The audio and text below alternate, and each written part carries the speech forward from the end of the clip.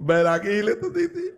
अरे आप चिता भस्मा लेपो गरल बसलम दिक्पट धरो जटाधारी कंठे भुजगपतिहारी पशुपति, लेकिन उनके मित्र है कुबेर जो चरण सेवक है। भगवान शंकर का सख्य भाव स्वीकार करते हैं कुबेर, तो त्रिभुवन का धनी बना दिया।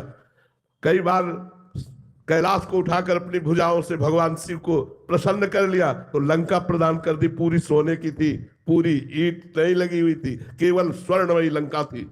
ये महाराज लगाते चिता की भस्म है, लेकिन देते खूब माल है। आप चिंता मत करो, ये मत समझो कि बट वृक्ष के नीचे रहते हैं, चिता की भस्म लगाते हैं, सर्पों की माला पहनते हैं। इनके पास क्या है? ब्रह्मा भी चरण वंदना करते हैं, सनकादि चरण वंदना करके जिनके सामने बैठते हैं वो भगवान शिव है। आप चिंता न करो कि वो बैरागी हमें कैसे देंगे, वो वही सब वैभव देते हैं, वैभव शिव ही देते हैं। हरि तो जब कृपा करते तो सब वैभव छीन लेते हैं। वैभव तो शिव जी ही देते हैं। आप चिंता न करो, बहुत ठिकाने से लगी, अगर वैभव चाहिए तो शिव शिव रटो और उनकी सेवा करो। सही बात कहते हैं, जब भगवान कृपा करते हैं तो अंदर से वैभव का राग हटा देते हैं। वैभव तो बना रहे लेकिन वैभव का राग नष्ट हो जाता है। हरि जब कृपा करते हैं तो वैभव का राग नष्ट कर देते हैं जो बंधन कारक है। भगवान शिव को एक नाम दिया गया है औढ़र दानी, कुछ विचार नहीं करते हो। और वो एक वृकासुर नाम का राक्षस था, दैत्य। उसने नारद जी से पूछा कि जल्दी प्रसन्न होने वाले भगवान का नाम बताओ। उनका भगवान शंकर, क्योंकि एक नाम आशुतोष है, आशुतोष माने शीघ्र प्रसन्न होने वाले। अब उसने शुरू की आराधना, अग्नि स्वरूप भगवान शंकर का स्वरूप मान करके अपने शरीर के मांस को चीर करके और स्वाहा बोलने लगा। कुछ ही किया कि भगवान श्री तुरंत प्रकट हो गए। उनका अरे ऐसा क्यों करते हो, हम तो चुल्लू भर जल में प्रसन्न हो जाते हैं, एक बिल्व पत्र में प्रसन्न हो जाते हैं, ऐसा ठाकुर तो त्रिभुवन में नहीं भाई। आप देख लो, सब जगह सेव संतरा अंगूर चढ़ते, महाराज के ऊपर धतूर फल चढ़ता है, धतूर का फल चढ़ता है, अकौड़े का फूल, जो किसी के काम में लाए वो भगवान शिव ले रहे। भगवान शिव बहुत जल्दी प्रसन्न होने वाले, तो उन्होंने कहा तू इतना कष्ट क्यों कर रहा है, मैं तो इतने से प्रसन्न हूं, वरदान मांग। उसने कहा मैं जिसके ऊपर हाथ रख दूं वो भस्म हो जाए। भगवान शिव ने औढ़र दानी होगा, तथास्तु। और उसकी दृष्टि बगल में गई, त्रिपुर सुंदरी भगवती उमा महामाया।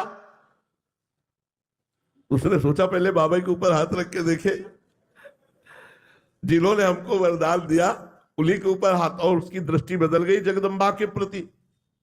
और वो भगवान शिव के ऊपर हाथ रखने के लिए चला। भगवान शिव भागे, अपने ही वरदान से आप भागे। अब वो पीछे वृकासुर लगा जिसे भस्मासुर कहते हैं, और आगे भगवान शंकर। भगवान शंकर ने कहा ये मायावी है, पिंड तो छोड़ेगा नहीं, चाहे जिस लोक में भाग के जाए। तो अब भगवान श्री कृष्ण को पुकारा कि यार अभी समस्या में तुम ही समाधान करो, नहीं तो हम फंस गए।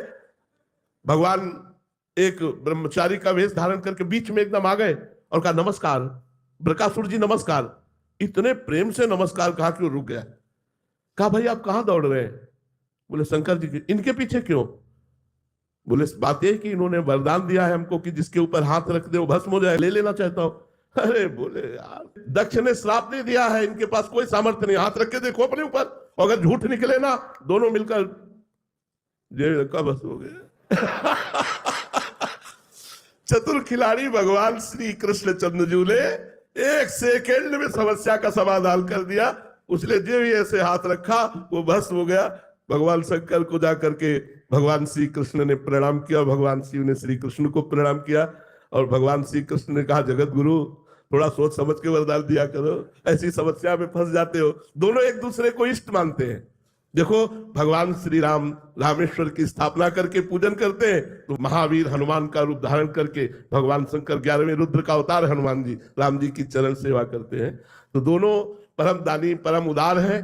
पर भगवान श्री हरि जब कृपा करते हैं तो संसार का राग हटा करके अपने प्रेम को प्रदान कर देते हैं, और भगवान शिव से जो मांगे वो प्रदान कर देते हैं। औढ़र दानी